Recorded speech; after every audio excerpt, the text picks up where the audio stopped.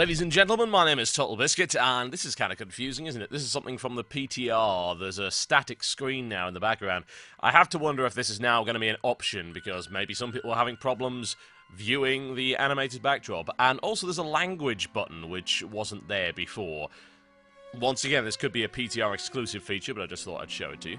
Now, there are some other things that I would like to show you, including this, which is the new Molten Giant model. You might have seen the static images over on MMO Champion. This is the actual thing in-game, and it is animated. It seems to share most of the animations with the old Molten Giant, as far as I can tell.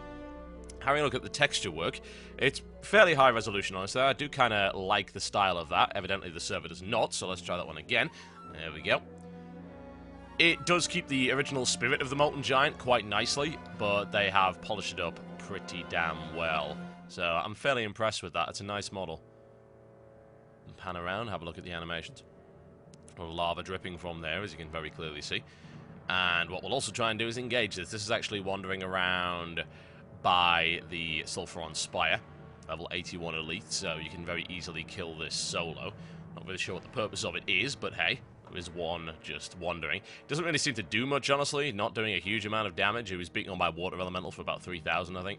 He does have an ability called Flame Stomp, which I assume is probably an ability it'll also have in the Firelands. I haven't seen any of them in the Firelands as of yet, though. A lot of the trash hasn't actually been spawned in the testing, and as you're well aware, most of the testing has been completely broken, which is the reason you're not getting a lot of boss footage anywhere, and certainly no guides.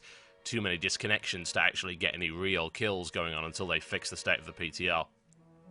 That is one impressive looming monstrosity, however, so we'll bring that down for you. And down it goes, just like the classic Lava Giant. Smack. No, you cannot loot it at the moment.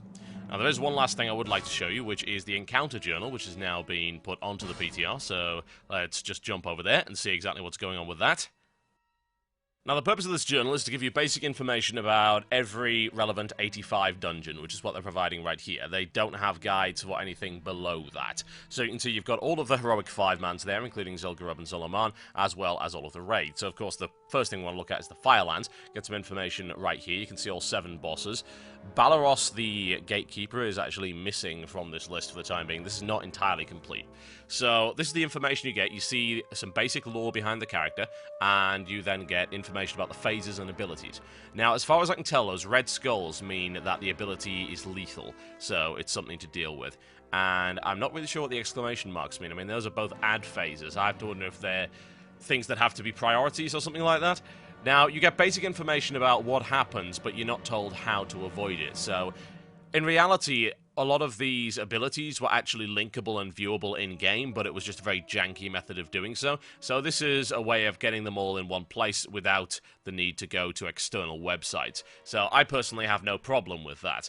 Now, have a look at Ragnaros. Ragnaros looking significantly more complex, 3 stages as well as 2 intermissions. I have to wonder if ice cream will be served. Seems a little bit impractical. By Fire Be Purged being the first, and you can see the abilities there: Sulphurous Smash, Lava Wave, Wrath of Ragnaros, Hammer of Ragnaros, and Magma Trap. And then all the way down to the last phase, where you see summon living meteors and all sorts of things like that. So, looks like a fairly varied encounter by the looks of it.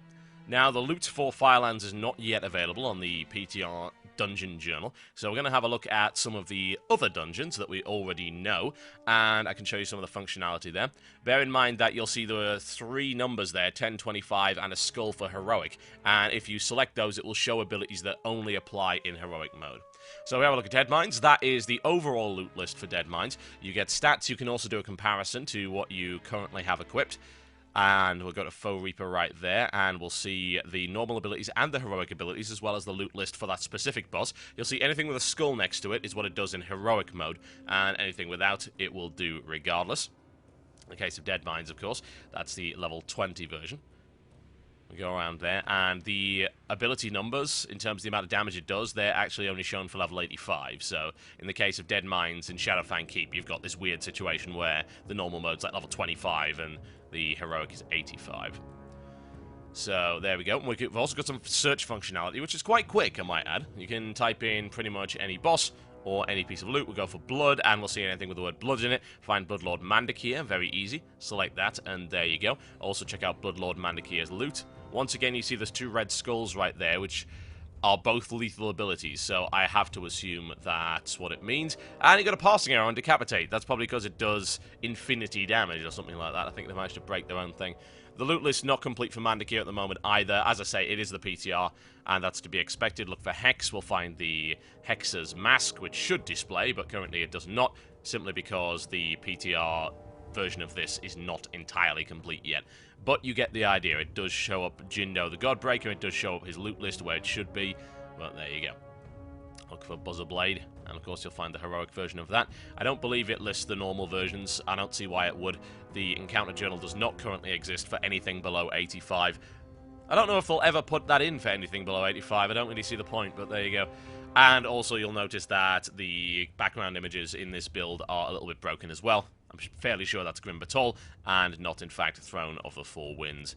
But there you go, folks. That's the Encounter Journal. It's a good addition as far as I'm concerned. I have no real problem with it at all. The functionality seems to be there. It's nice and easy to use. It's certainly a hell of a lot better than their recent Guild Finder edition. Looks like they've put a lot of effort into this, so I'm glad they've taken their time. My name is Total Biscuit, and I will see you next time.